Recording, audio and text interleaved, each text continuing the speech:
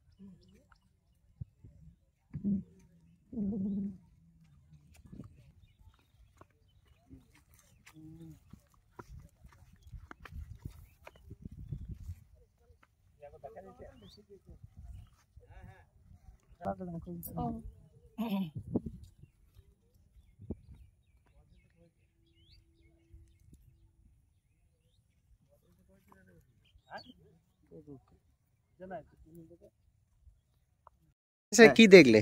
এখানে আমি বিষ মারতে গেছিলাম, দিয়ে ওখানে মাঠে খবর পেলাম, দিয়ে বলছে ওখানে একটা লোক জলে ডুবে মরে গেছে। দিয়ে এসে দেখছি হ্যাঁ একটা মোড়া ভাসছে। কি নাম যে মারা গেছে? মারা গেছে মুখ চেনা যাচ্ছে না, তো কি করে বলবো, আন্দাজ তো বলা যাবে না। আচ্ছা, কখন কখন শুনতে পারলে? এই তো একটু আগে। একটু আগে? ওই মোটামুটি 10-15 মিনিট হবে। আচ্ছা, দিয়ে এসে দেখছি হ্যাঁ ভাসছে। তোমার নাম কি? আমার নাম মাইমুন। বাড়ি? এই তো মোল্লারানি।